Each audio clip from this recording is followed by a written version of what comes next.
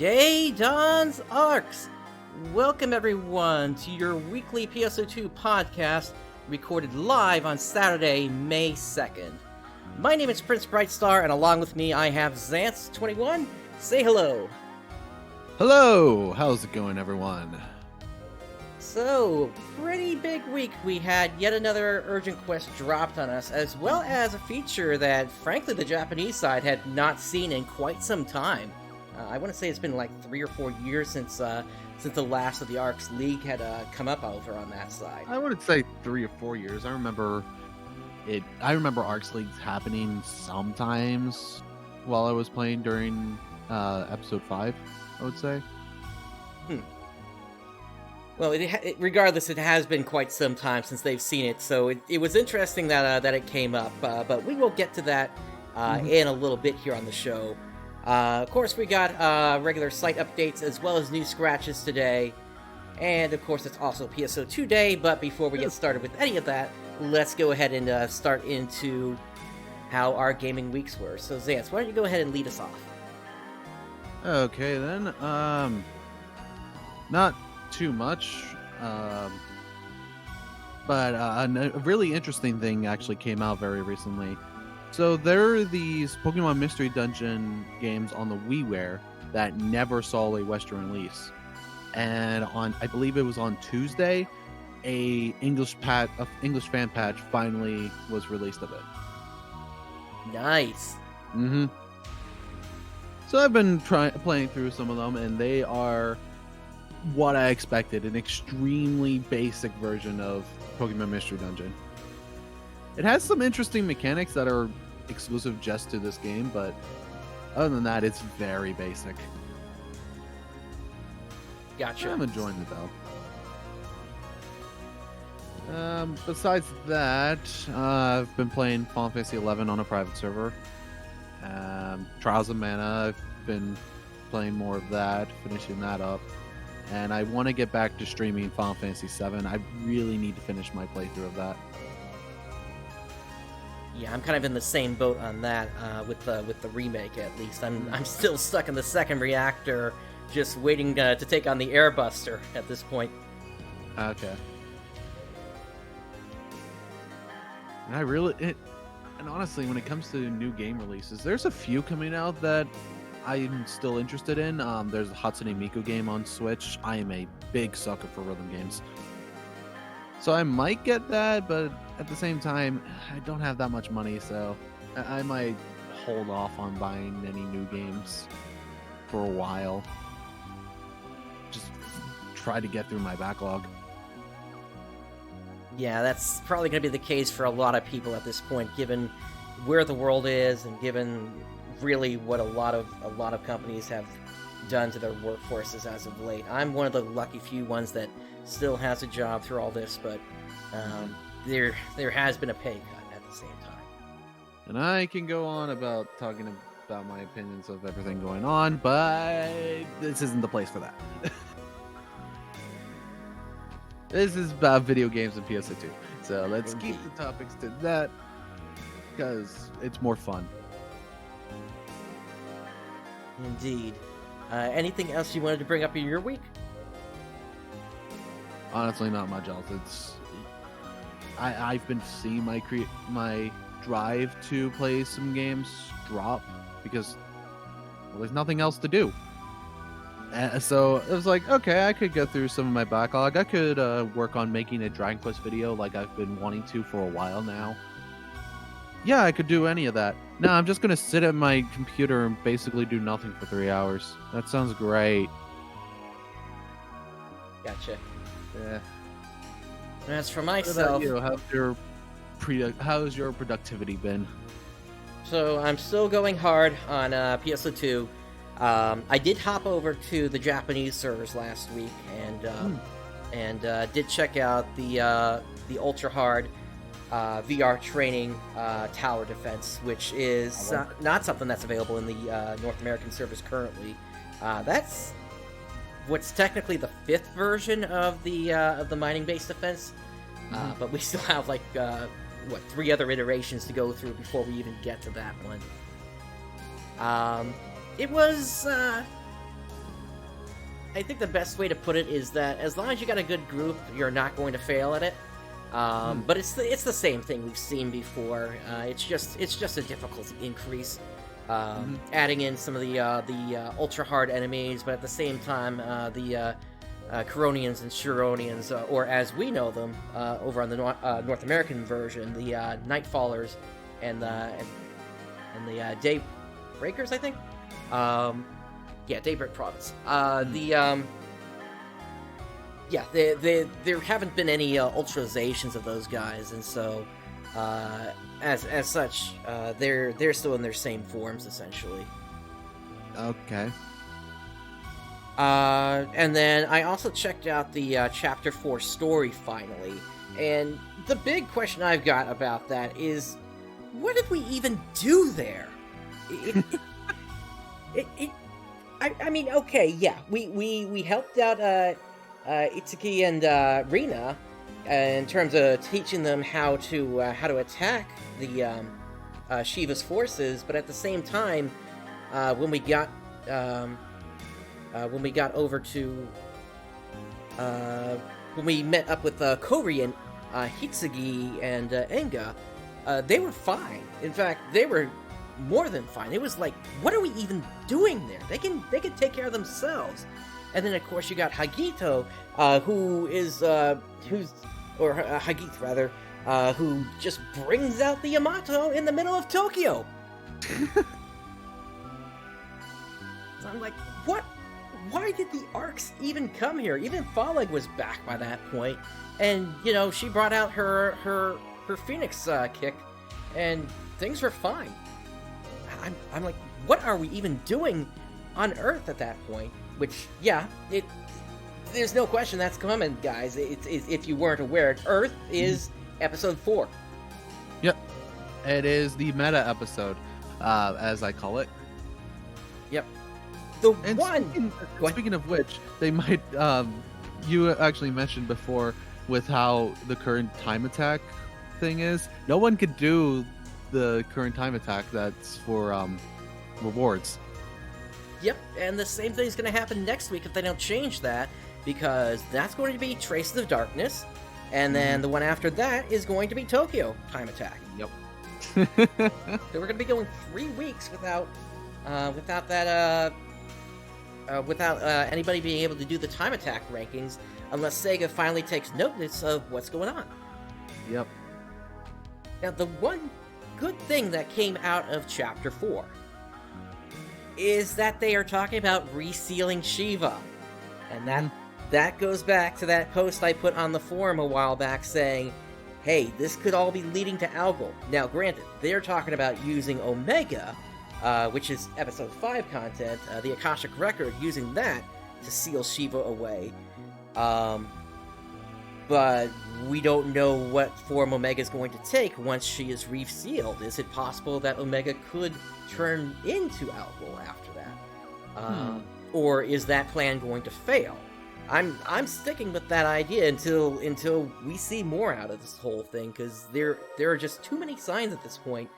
And the fact that they're talking about resealing Shiva, the fact that at the end of End of the Millennium, the 4th Phantasy Star game on the Genesis, or rather part of the Algol series, that last Profound Darkness form is female in shape. Yep, it does. It's going to be interesting to see what they do, especially for the major update they're going to be doing near the end of the year. I really wonder what it is going to be. I'm thinking it's sort of going to be the equivalent of a named expansion. So sort of like World of Warcraft, whenever they come out with a major expansion, it gets its own name. It could essentially be PSO2's Ambition of the Illuminous, for another word. It's going to be interesting. I would wonder how that would work, since PSO2 is a free game.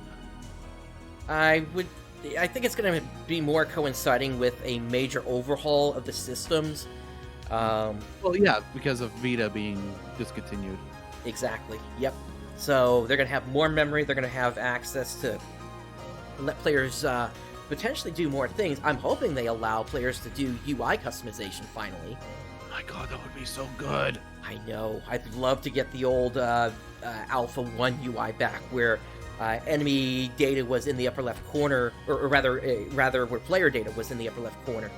Because that's how it was like the old PSO. Yep, exactly. Yeah, I would much rather have that. Have all the player data at the top left, and then enemies at the bottom center left. I much prefer that. Yep, maybe even do even more stuff like that. But yeah, that's basically what I did on the Japanese side of things. On the North American side, I continue to gain more and more titles. I think I'm at around over 360 now. So, and I'm really starting to run out of titles to do. So like, I've got like 2 more of the 13-star class weapons I need to do at plus 35. I've got a bunch of casino ones, but those are really RNG based, so it's not like I can actually control how those work out. There are extreme quest titles I could go for, which after this show we're probably going to be doing that together. I think we both said. So basically just climbing the towers once again, because I've got a stack of like 50 tickets I got to use up at this point, which. Yeah, you do want to have at least a little bit of a stockpile, especially whenever a new extreme quest happens to pop up. I think the next one we're supposed to get is the Heaven and Hell one. So it'll be interesting to see what changes they've made in that, because I think, if I remember correctly, the Shining what is it? Shining Force Exclesia crossover boss is in there. So we'll see if that happens to pop up whenever that extreme quest does happen to pop up. Or maybe it was the other one that I'm thinking of. It's been a while. I just know it's in one of those 2 extreme quests, and we're going to be getting those hopefully fairly soon. I think one was released for episode 4, and another was released for episode 5. But it would just be interesting to see if we do get all of the crossover bosses. Yeah. The other one that could be potentially released, although it might not, would be the one for Border Break. And the only reason that it potentially could be released is the fact that you are able to download that game on North American PlayStation 4s. You have to go into the Japanese PlayStation Store to actually download it, but you're able to download it on a North American account.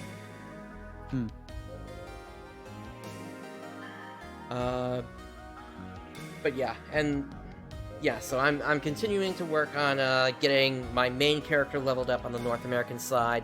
I have 3 more classes to go: Ranger, Force, and Gunner. And as usual, I am just playing those the wrong way. I've got a sword equipped, and as a ranger, I am essentially playing it as a pro-transer, if you remember what that was. Yeah, I know what that is. So usually whenever I go to level up classes, I usually like playing as that class. I normally don't like using the all-class weapons because usually that limits the amount of PAs I can use.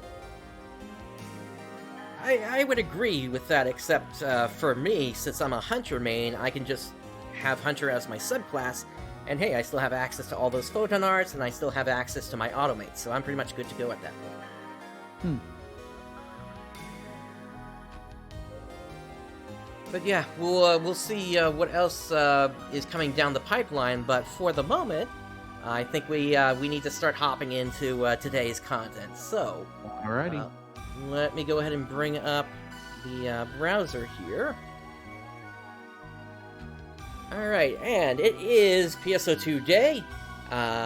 We'll help you in deciding where you'll be on May 2nd on the ARK ship. For this upcoming PSO2 Day, players will receive login rewards and experience incredible boosts. In addition to the bonuses offered on PSO2 Day, you'll also have a shot at obtaining your own Rappy Suit mini ARKs. So, this one is not being extended This is just 24 hours PSO2 day from May 2nd at 1 a.m. Pacific time to 1 a.m. on May 3rd Pacific time. And for that, you get 2 of the Star Gem 22 tickets. And then throughout the day, you're also going to have 100% extra fun earned, 100% extra experience earned, an extra login stamp, 100% rare item drop rate boost, and a 100% gathering fever occurrence rate. Yep. You can go for doing those checks, hoping that you get the Rappy suit. Oh, you get the Rappy special area at the end. All right. Nope, you didn't get the Rappy suit. Some other guy in your party did. Happened to be twice. Yeah, that's the nature of RNG, unfortunately. But at least, you know, it is a recurring event, so you'll always be able to have the chance of getting at it. Those Star Gems are distributed as soon as you get in, and you can redeem them through the Visit Phone Receive Campaign Items option. Yep, I already got my Star Gems. And since it is, and if you do have premium, you do get an extra. Oh wait, no, it doesn't say if you have premium or not. Yeah, everyone just gets 44 Star Gems. Okay, that's good. Yep. Yeah, it's just on the premium PSO2 day that you're talking about. All right, so moving on with that, this week we also had a major update here, which included brand new AC scratches. Hey! So why don't you go ahead and take...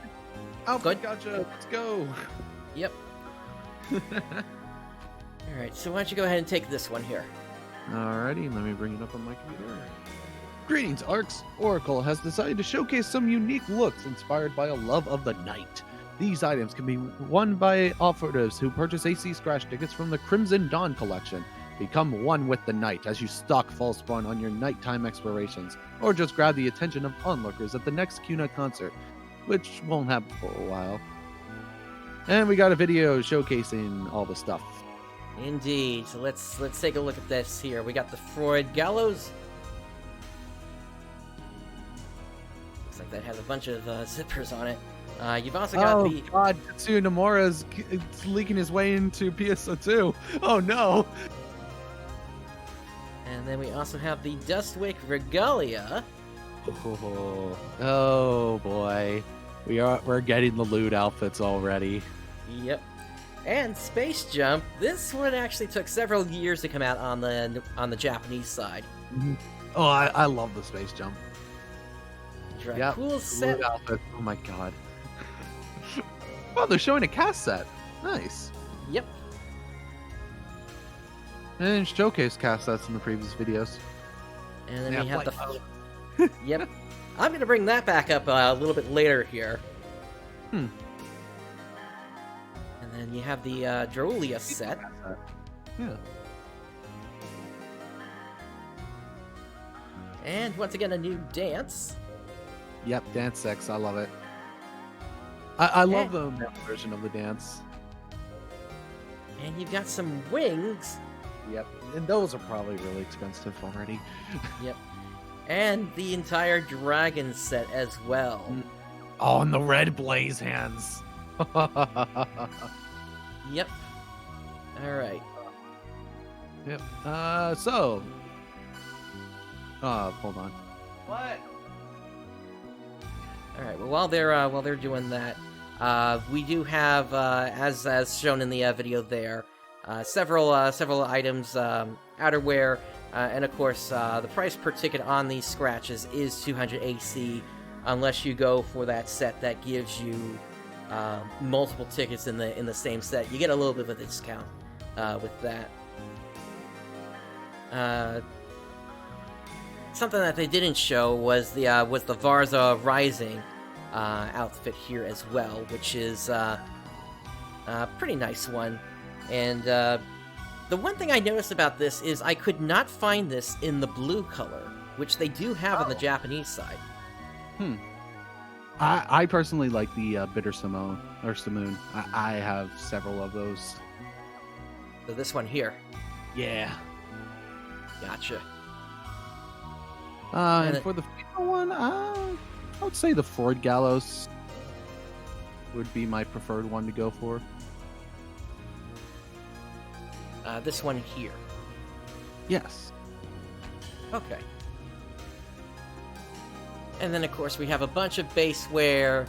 And to your point, yeah, the lewds are definitely around at this point here. That's like Galia, right there it is. Yep. And the Sweet Simoon, I guess. That's... Eh. Yeah, that one's kind of showy as well there. Like I said, I prefer having... I prefer the Freud Gallos, personally. Because I like making my character dress more modest. Yep. Although, question for you. Did you ever notice that we never got the Inner Smart innerwear? No, we haven't yet. Yeah, which was really weird because when layering wear came out on the Japanese side, it was given out to all the players for free.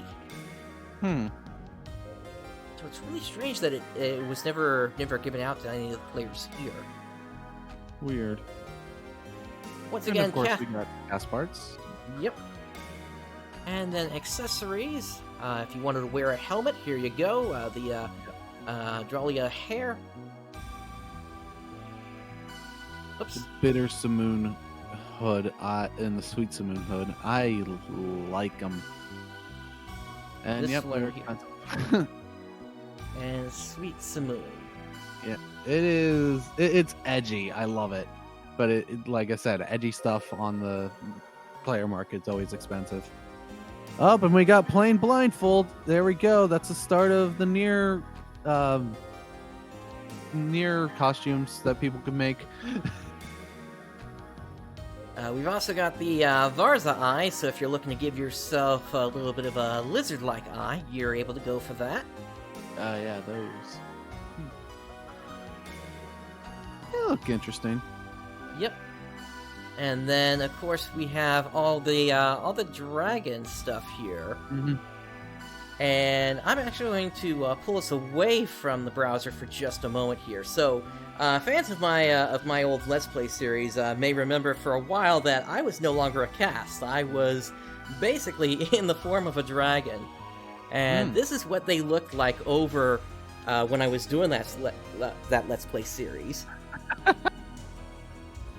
Okay, then. And then here they are, recreated now on the North American side. Nice. And so that's why I mentioned I can't find the blue color for the Varza baseware. And the other thing that we don't have yet is the bald skinhead haircut style. I am waiting for that to come out at this point.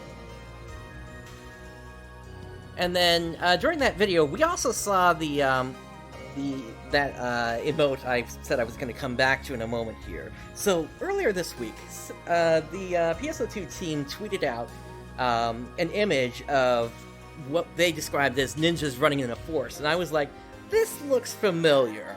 And so I took a look at it, and I matched it up with something from last year, and yeah. Sega is trying to keep the meme alive and well. Oh, good old Area 51. I love it. It's the same game and everything. Yep. Yeah. Yeah. So, aside from that, yeah, we do have the blindfolds here. We've also got several new hats as well. And then, you've got a new Mag Evolution device. Not quite sure why they gave it the name of Cancer here. Because it's cancer. I don't know. It looks cute. Yep. And then, of course, you got your typical consumables of food devices, fix augments, elemental transitions. And you got emotes. Yep. And then there's only an emote you can get for doing 20 scratches. Cheer 1. What? Yeah, I don't know what that is. I haven't seen anybody use it yet at this point. Is that the same as Rave 1? The one that was previously in the fun shop? What? I don't know. I'm confused. Because, like I've mentioned before, there were emotes in the fun shop that were no longer there anymore, which confused me. Yeah, we need Sega to clarify this, because this is now, what, 2 scratches in a row that we're seeing this, right? Mm-hmm. Yeah, because one of the scratches had Impromptu Tea Room, but then a reward for the Alliance campaign is Impromptu Tea Room. What? Yeah, so is it, like, different in some way? And unfortunately, Kind of is different because they share the same name, but they were different numbers. I don't know. Right. But is the emote itself different? That's the question. I don't know. We'll see whenever they come out, I guess. I'll look at this. I'll log back on soon and look at that just to see if it's different from Rave 1. I don't know. I'm confused. That's all I can say. I'm confused about it. Yep. Alright, so try a stealthy approach on the fall spawn with these looks that make you one with the night. The Crimson Dawn collection disappears at 5 p.m. Pacific time on May 26th, so make sure to check it out before then. And it's late May. Indeed, and I believe we had previously mentioned that date might coincide with something else coming out on that date. We'll have to see, but if there were to be a certain second release of this game in North America, we would expect it to be on that date at this point. Moving on from that, we also have a new fun scratch. Yay, fun! Hello, operatives. We're hoping you're all having a fun time in Phantasy Star Online 2. In addition to the newest AC Scratch collection, Crimson Dawn, you can also draw fun scratch tickets using your accrued fun points for a chance to grab accessories, furnishings, emotes, and more. Of course, fun points can be used for more than just fun scratch tickets, and you can click here to learn more about them. We don't need to go through that, though. These fun scratches are going to be around until May 5th at 5 p.m. Pacific Time. 100 fun per scratch, unless you go for the 10 set. No discount on that. It just lets you draw 10 scratches at the same time. And also, fun scratches are fun! Indeed. It's so much fun! Yep. So, a couple of new hairstyles here, a couple of eyelashes, got the knee drills here. These look so stupid. I love them. Yep. they look... People making, like, utter abominations using knee drills in the Rappy suit. It's great. Yep. And then, of course, we got some new headwear. This looks like the origami hat. Origami hat. And then... paper. Come on, they should have made one that's tinfoil. That would be perfect for me right now with how crazy my theories are getting at this point.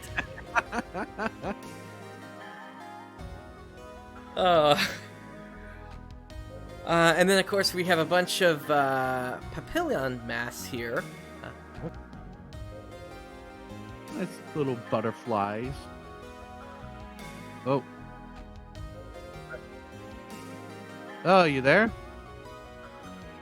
Keep talking? Okay. Then we also got the propeller. Yes, the propeller on top of the head. I believe that was in the previous scratch as well. Tri-missile pods, again, good for cast. Balloons, again, you can make really stupid looking characters. Just all 4 accessory slots as balloons. There you go. And then combine that with the float emote. And then Gothic Life. That looks weird. Yeah, all those balloons would be the perfect example of somebody trying to recreate the movie Up. Yes. Taro's headgear. Oh, it doesn't have the Moy mask from last time. Okay. And a bunch of furnishing. Again, it's still the Gothic set currently. Yep. Normal consumers, and the new emote for this one is thrilled. Indeed. Okay. And then, yep. So once again, May 5th is the cutoff for that. And yeah, so just make sure you grab whatever you want from them. Of course, exchanging X cubes into fun is one of the easier ways to do things. Especially now that we're kind of at that point where most players probably have enough rare drop rate to 50% that they're not going to be hurting if they're missing some of them at this point. True. I know I'm not anymore. Like, I have easy ways of getting X cubes nowadays. And just wait, once we get Magatsu urgent quest, oh boy, is the amount of cubes people going to get just going to skyrocket. Yep. I would There's have a to reason. There's a reason why Magatsu on JP was called Cubegatsu. Yep, although keep in mind that was a lot of those drops were 11-star weapons, and we don't get 11-star weapons on this server. There's a few. Through trading with photon boosters. True, I mean 11-star old types. Let me correct myself there. Oh yeah, that. Yeah, so I'm not sure what they're going to do because those weapons never had a new types for themselves. Oh, I don't know. We'll see. Maybe they'll drop the 11-star things that are achieved through photon boosters. Yep. Alright, moving on from there, we also have an update to the Fresh Find Shop. Why don't you go ahead and take this one here? Alrighty. Attention all fashionista operatives. We've brought in a new rotation of fashion pieces and they're already flying off the racks. Harper may or may not be involved. Starting on the 28th and ending on May 12th, you can sashay through the lobby in these choice outfits, the envy of every operative. The Fresh Find Shop, accessible from the main menu, stocks new wares at fixed intervals, and you can buy items using ARKS Cash, Star Gems, or Meseta. And they got 2 different outfits and 1 full set. So the outfits you get you can either get the butler's tailcoat, which is a male outfit, the pure maid dress, a female outfit, or the Chinese dress and Chinese bun hairstyle. Yep, so there's the Chinese dress there. Mm-hmm. Yeah, I like it. It would fit for making a female fighter that uses fists. I think the comparison that we can probably draw here is Chun-Li. Yes, basically. Except using fists instead of kicks. Well, if we wanted to do kicks, then yeah, make it a bouncer. Perfect. Yep. Now it's Chun-Li. Exactly. Alright. So that pretty much clears up all the scratches. We also have some campaigns going on. The same daily go ahead. It's the same as last time and the time before. Indeed. So we're just gonna skim through this time here. Throughout this week, log in once per day. You get a half-escape doll. I don't know. It seems like they're just letting players build up their collections at this point on those. But it's yeah, nothing else is really changing here. I don't know how long this is really going to last because they just keep extending it and extending it week after week. I mean, why not just say when this thing is actually going to end at this point? I don't know. It just gives at least something to everyone logging in. Yep. But they also do get the daily login stamps as well. Yep. Which half-scape dolls are also part of. Hey! Exactly, which is really the mystifying part about all this here. Yep. But anyway, we also have another party play campaign going on here. Yep. So once again, you need to party up with other players, and if you complete 3 quests with at least 2 or more people in your party, you're going to get 20 Star Gems. And if you complete 5 quests with them, you're going to get a Sega Saturn mask. NA. Yep. What? So the Japanese and the North American Saturns look different. Oh, okay.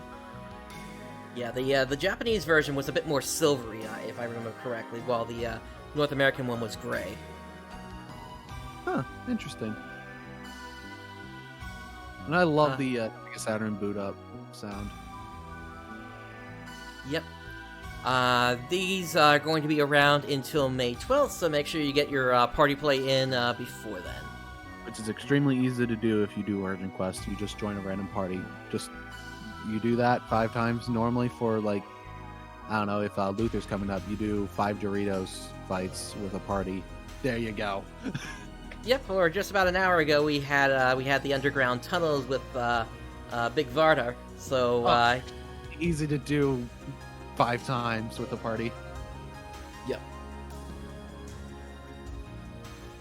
Alright, so that takes care of all the campaigns, the scratches, and everything else. Let's start talking about the meat of this week's update here, which was the new Urgent Quest, along with the new feature brought into things called the ARKS League.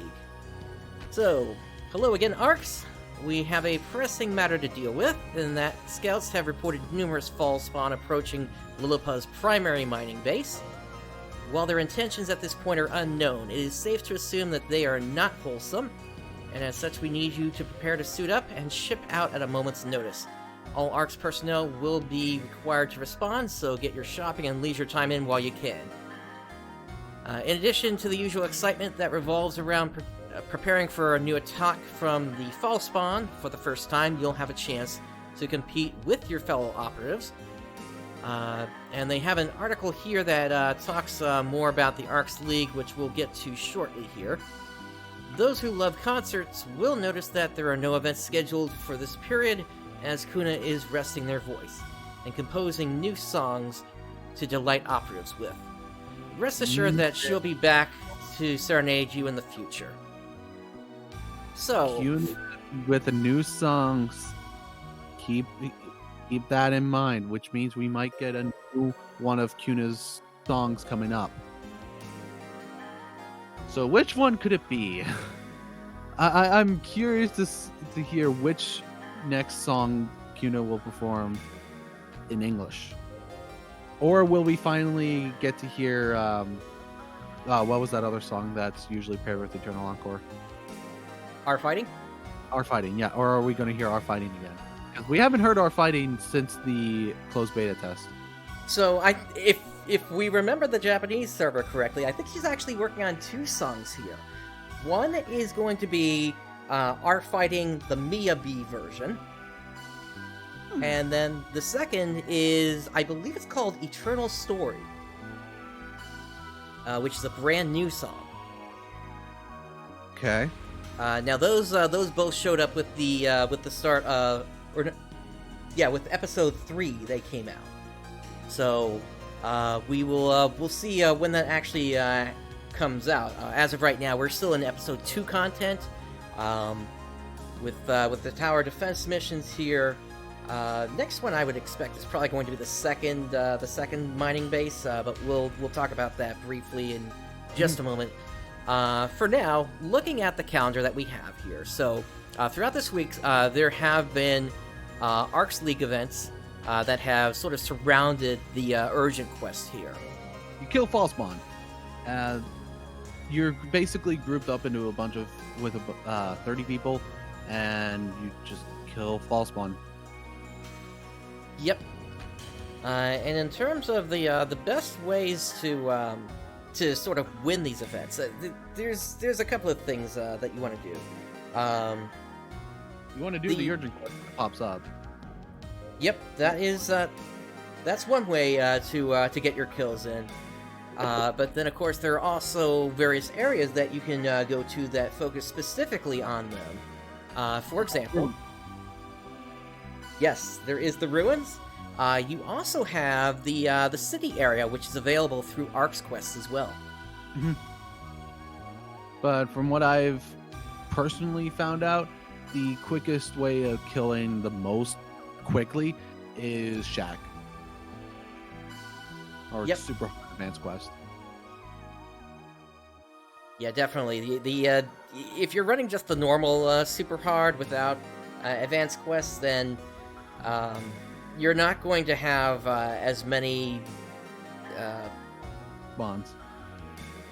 Yeah, exactly. The spawn groups are not going to be as big as they potentially could be. Plus, PSC burst frequency rates are lower in those than in the advanced quests as well. Now, there is one other way that you can help yourself win this thing, and it has to do with how you log into the game. So, the way that ARKS League works is it will keep an eye on basically when you've joined the server. And if you've been in the server at the start of the event, it's just going to shovel you into a group of around 20 players or so. And those are going to be the 20 players that you compete against. However, if you wait a little bit, to say 35 minutes before the event ends, and then you log into the game. And when I say log in, I mean, you're completely logged out at that point. Mm-hmm. If you log in then, you're going to be put into a brand new group that's created around that time. Oh. Yep. So if you're not interested in the urgent quest at all for some reason, then you can wait until about 35 minutes before the event, log in then, and just focus for those 35 minutes, essentially. Also, it seems like the first one starts... actually, it looks like the first one, or the one for today, starts at 2:30 Eastern? Let's see here. 11:30. Yeah, so in about 30 minutes, or 35 minutes, actually. Which sucks, because I have... my mom needs help with stuff after I'm done here. Ugh. Gotcha. And then after this, then we just have the urgent quests for next week, starting on Tuesday, going into Monday the 11th. No more ARKS League after that. And as we mentioned, sort of at the top of the show, this is something that the Japanese side hasn't seen in quite some time. So it was interesting that they even brought ARKS League out at all. I like it though. It definitely gives players something to focus on for a little bit. So as for the mining base defense operations incursion itself, duration is 30 minutes, repeatable. Players must protect base sites from 6 enemy waves. The urgent attention of all ARKS operatives is needed. Fall spawn activity has been detected on the mining base of Lilipa. Expect waves of fall spawn as they attempt to gain a foothold on the base, so as to procure potentially valuable resources. Defense of this base is paramount for Fleet Oracle, and all operatives are to prepare to mount a fierce defense of the area. Equip yourselves for a sustained effort, ARKS. Okay, so when it comes to the mining defense, you might have noticed when doing it, you have a points, and you'll see who's first, second, and third with contribution. Someone said, like, oh, those points are for getting the killing blow. No.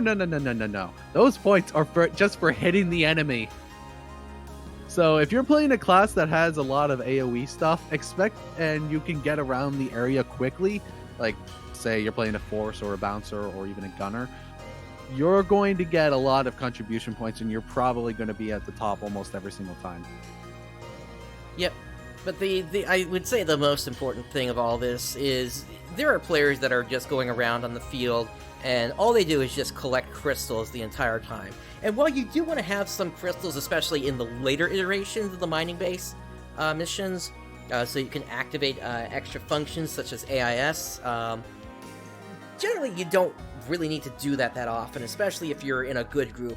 And really, whoever's on top really doesn't matter in the end. It does not affect your end drops at all. But it just gives you bragging rights to say that you're number one, like me. I am number one because I'm a bouncer who can AoE hit. Let's go. It doesn't. It's just for bragging rights. It doesn't affect what's going to drop there. You're always going to get your different drops and such. The drop rate seems to be pretty good. I've been getting around, I would say 7 or 8 XQs per run. Pretty good. I've been getting a bit more than that, but that's because I run with Tri-Boost and Rare Drop rate at the same time. Well, I also get a bunch of I get a bunch of not only 10, 12-star weapons, which 12-star weapons can't be converted to X cubes, but I also get a good amount of units as well, which if I don't need them, I usually convert them to photon spheres, but I always make sure to look at the augments that they have before I do that. By the way, always look at the augments of the weapons or units you're changing into cubes or spheres before you do that. Yep, definitely.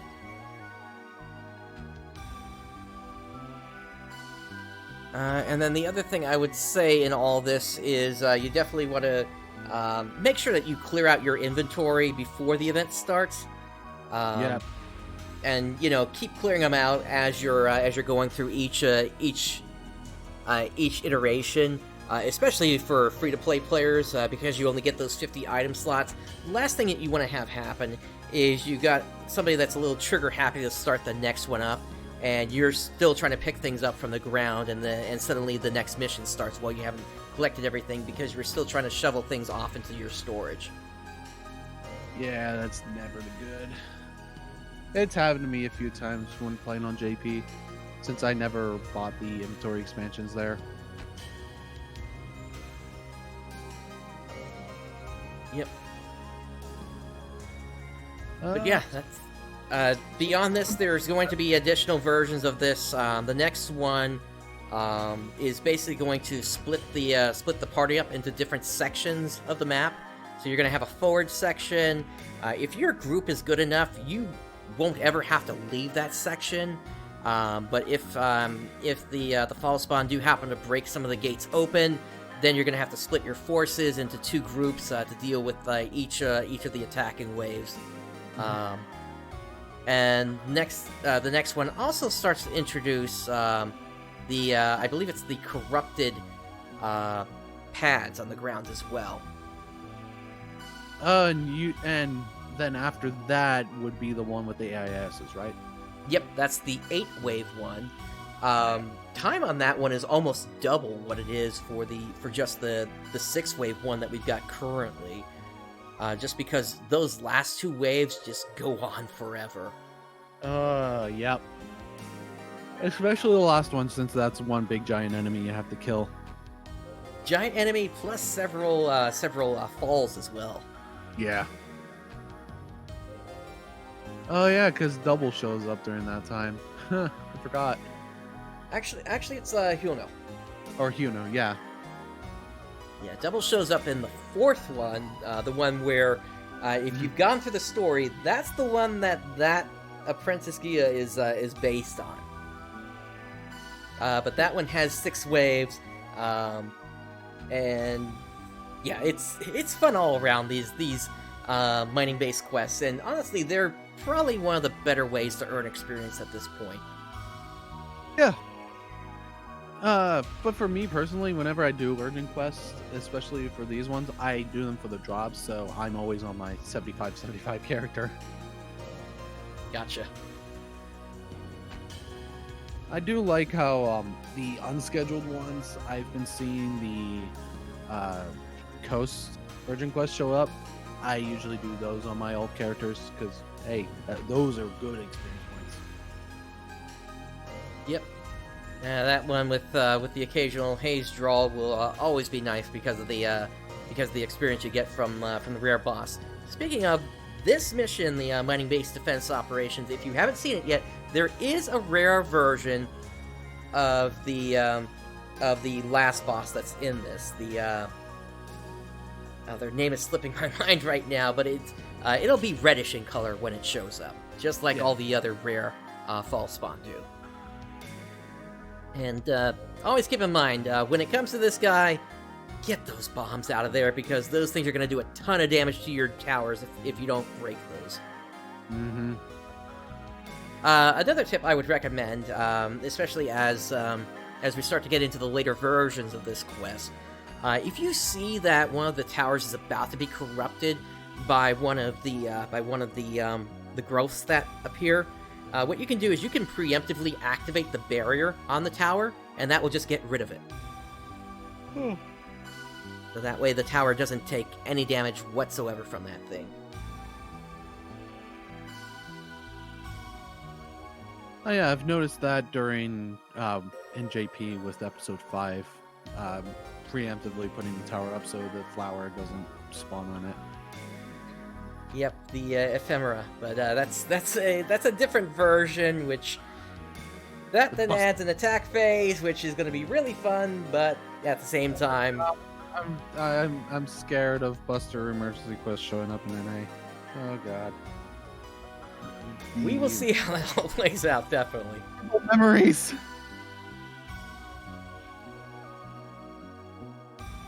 All right, so moving on from here. So we already talked about the ARKS League here. Generally, when it comes to rewards for the ARKS League, though, 11th to 20th place, you're gonna get 4 of the 15,000 tickets for experience. 4th to 10th place, you're gonna get 100,000 ticket for experience. 3rd place will get you 2 of those tickets. 2nd place will get you 3 of those tickets, and then 1st place will give you 5 of those tickets for a total of 500,000 experience points. That is great for leveling up an alt. Indeed. But if you're playing just a single character, and if you've already done all of the client orders that you need to do for getting your extra skill points once you're at max level with that class, hang on to these tickets, because eventually new classes are going to get released, and you'll be able to use these tickets to just power level that thing right up. Either new classes or the level cap increase, because that's also going to happen. Yep. Currently on JP, the level cap is 95, so get ready for when the level cap increases to 80, and then 85, and then 90, and then 95. So get ready for that, because it's going to happen quickly if we're going to get the parity in 2020 by the end of 2020. Yep. Although I'll also note that once you're at 75, there is no further class boost. So if there are some classes that you just know you're never going to play anymore, but you did level them up specifically for the class boost, that will apply to all of your classes then. You don't have to further level them up if you don't want to. Yeah, you can keep them at 75. Although I do wonder, whenever they do increase the level cap, they'll also increase the cap of where you can take the subclass like they did in JP. Potentially. They increased it to where you can take the subclass up to level 70. Yeah, I think that happened around level 80 or 85. It was 85.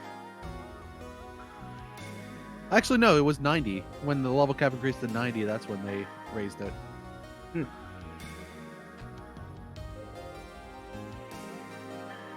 Alright, and then we had one other thing this week here, and that was that there is an AC Star Gem shop sale going on currently. So, hello, ARKS.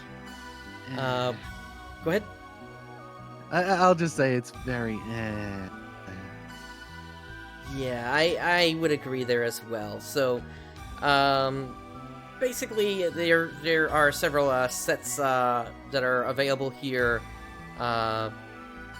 based on if you either pay Star Gems or ARKS Cash. For them, they're going to be available until the 4th, so only available for a limited time, not the entire week, like most other things are. 3 days. Yep. So, first set that you get for AC, if you pay 4,300 AC, you're going to get 5 Scape Doll times 2, so I guess that's actually 10 Scape Dolls then. You're going to get 10 experience earned plus 150%. You're going to get a single rare drop rate plus 400%. And then 4 Tri Boost 125%. Correct. And another one, EXP earned plus 150%, 20 of them. And then 3 RDR 400%. And then Tri Boost 125 for 7. For $71! Basically, what? Yeah. It's $40 for the first one and $71 for this one. No, I completely agree. This is ludicrous on this one. It's not a good deal. No, like those are just boosters. No, with how especially with the EXP boosters, you don't need a 150. Yeah, those tri-boosts, you can get them off the Fresh Finds shop. There's no reason. Now, the discounted set, the beginner support pack here, this I can actually see as being useful, like, except for the scape dolls. You don't need the scape dolls. Like, the inventory expansion, the character storage expansion. Alright, fine. That's okay. $15 for that. Alright, fine. But these boosters, $71 for these boosters. Don't. It's not worth it. Yeah, it's unfortunately it's not a good deal on those. They do also have this Emote and Fashion set here, which was kind of interesting to see here. So you get a cooking emote, you get a pitfall emote, flash step emote, and then you get the sudsy style male and female. And all that those are. Say again? Bath suds. Basically, it covers the bodies. Yep. And it's really lewd. Indeed. Yeah. This is slowly turning right back into how JP is, with every female outfit being lewd. I'm waiting to see what they're going to bring out for the summer events, because that's going to be which of the swimwear are they going to bring out, really? Yep. I'm ready to have my male character just run around in swim trunks. No, a Speedo. Yep, they in fact do have Speedos. Yep. Run around in just a Speedo. Let's go. I'm gonna kick everyone. Yep, and that's not layering wear. That is just an outfit. Yep. No, it's not. It's just an outfit, and they have some that are base wear. It's swimwear. The base wear is swimwear. That's it. Not anywhere. No, it's base wear. Hey. Yeah.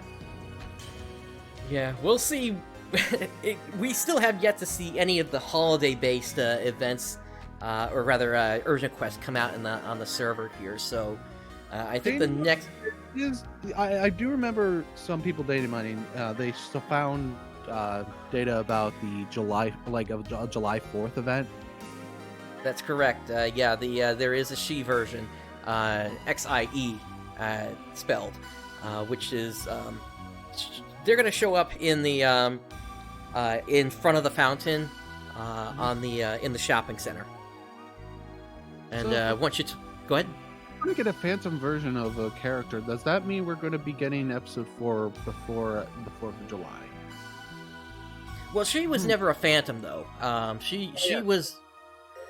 If we do happen to get a phantom character, that would be really confusing for players who have not gone through the story yet.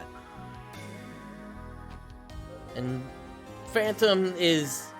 I don't even know if that's what they're going to call them over on the North American side, all things considered. True. Although it would be interesting if we do get confirmation of a phantom character, or just what the name is going to be.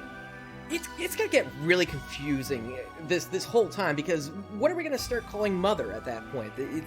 And yeah, spoiler, but not really, because she shows up really early. And if you know who Mother is, and if you played the series, you know who exactly Mother is, because it's the same Mother you've been seeing throughout the Phantasy Star series, just another iteration of her. Yep, the profound darkness.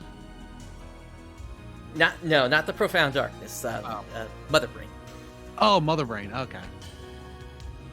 And also Profound Darkness, like Mother Brain and Profound Darkness. They're in Dark Falls. They're in almost every single Phantasy Star game, or involved in some way. Yeah. It really the point is more Idola, but that's a completely different topic that I have to bring Earning Key on for to go through that whole mess. Oh yeah, the whole Idola thing through all of PSO. Oh boy. Yeah. Earning Key is another member of the community that I frequent with when it comes to theory crafting. Much later down the line, I'm probably going to bring them on to the show. I think there are other people I'd want to bring on first, especially because those story events haven't even played out yet here. And speaking of which, yeah, it would be nice to get more people on the show. Yep. Just to hear more opinions on what other people think about current state of JP and NA. Definitely. And even looking elsewhere in the community. For example, and this is really early on. I don't know if we're actually going to get this guy on the show or not. I haven't even spoken to them about that I'm even involved with this show yet. But another piece of news I wanted to bring up this week is that there is now in development. Some of you may have heard of what are randomizers before. And basically what they do is they take different elements of games and they flip-flop them around in different ways. So one of the more popular ones, which you might have seen at Games Done Quick earlier this year, is the Legend of Zelda randomizer. Oh, I remember doing my own Link to the Past randomizer. A lot of fun. Yep. So for some time we've had a Phantasy Star End of the Millennium randomizer and a Phantasy Star 2 randomizer. Now there is a Phantasy Star Sega Master System Mark III randomizer in development. A randomizer of the original? Yep. Ooh. I have wanted that for quite some time, and once that comes out, I am going to be playing that a lot on stream. You have one of the robots from the jail show up in the beginning area. Have fun. I'm imagining Elisa and Rashik being next door neighbors. I would wonder how it would handle progression the exact same. No, I mean, because items would be mixed up. Probably what you would have is you would maybe start with like the road pass and maybe even the Landale ship. So how would you get the cake? The cake, you might have to climb all the way through Biomalay. Or no, you have to go to prison to get the cake. Yep. And if you don't, the Cake family, the Nala family has such a history in this series, and while we have a couple of minutes here, I might as well go into that here, since I can't really think of another good time to really bring it up here. So, in the original Phantasy Star, you had a man in a cave who sold you a cake. He was like 4 floors down, and you just walk into his shop that's in the middle of this cave, in the middle of nowhere, and you just buy this cake, and you have to give it to a robot cop that's protecting the governor of Motovia to even see the governor. Then, in Phantasy Star End of the Millennium, the Cake family, or the Cake sisters, they are on the outskirts of a town where you have to go to like one step before you hit the zone loader, and just walk on the outside of this town to eventually find this cake shop. It's actually reminiscent of how you had to find keys the first time in Dragon Quest. Yeah. And then, following that, in Phantasy Star Online, you had the Cake Sisters. They would show up in the caves in that game, except I think for one Christmas-themed event where they were actually over on Galdaval Island instead. And the same thing holds true for Universe as well. Well, actually, not really, because Universe, they were a memory that was a part of Maximum Attack G. Oh, okay. But I do know in Portable 2, they have the pizza shop and also the cake shop. Yeah, so it's a little bit different than the original Cake Sisters, but they do have those shops there as well. Phantasy Star Zero, of course, also had Cake Sisters, and now here in Phantasy Star Online 2, there are the Cake Sisters, and you have 2 emergency trials tied to them. Either you need to find and rescue one of the sisters and bring them back to the shop, or you need to protect some of the boxes that have the cakes. Mm-hmm. And depending upon success or failure, you'll be able to purchase cakes, and those cakes can be used as stat boosters temporarily. Which, also fun fact, the pizza shop in Portable 2, on the Japanese version, those were sponsored by Pizza Hut. Indeed. Yeah, that was funny to see back then, and And I know that the Phantasy Star Portable 2 Infinity English patch is now starting to get really close. They're getting into testing. It actually is currently in testing. Yep. I think they said it was going to go for like 3 to 6 months on that testing phase, and then I guess from there, testing phase, they'll be able to get a release out late this year. So I'm really excited to finally play that game in English. Yep, I'm gonna have to finish up Phantasy Star Universe Ambition of the Illuminous on the channel. Introduce that to Twitch. I've got a couple of episodes that I recorded, but with all the editing issues I was running into, just trying to finish that thing off before I made the switch to Twitch. That's something I'm going to have to just get myself up to, and then I'll make the switch once I'm out of those episodes that I still have to edit. And just do it as my typical format of streaming at that point. It's such a shame that we never got the third story chapter for Universe. There was recently popped up again that there was an interview with the producer who wanted to get a third disc for Universe out, but because Ambition of the Illuminous was a flop, they just couldn't justify creating a second expansion for the game, unfortunately. Because if I remember correctly, episode 3 was purely online. Correct. And this disc that they wanted to produce was going to have that for an offline format. So sadly, there is no way of playing episode 3. And from what I've heard with the private server Clementine, there's no possible way of being able to do that since it wasn't documented.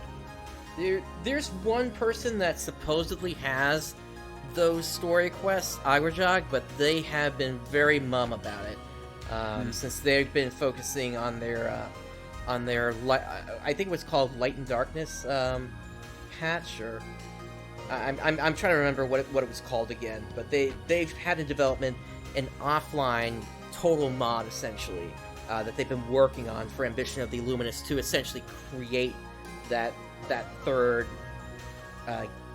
version of Universe, as it were. Mm-hmm. But they've been very quiet. We haven't heard anything from them in quite some time on what the progression of that is. So I'm hoping they're still working on it, because as far as I'm aware, they're the only person that has access to those quests. Outside of Sega, of course. Okay.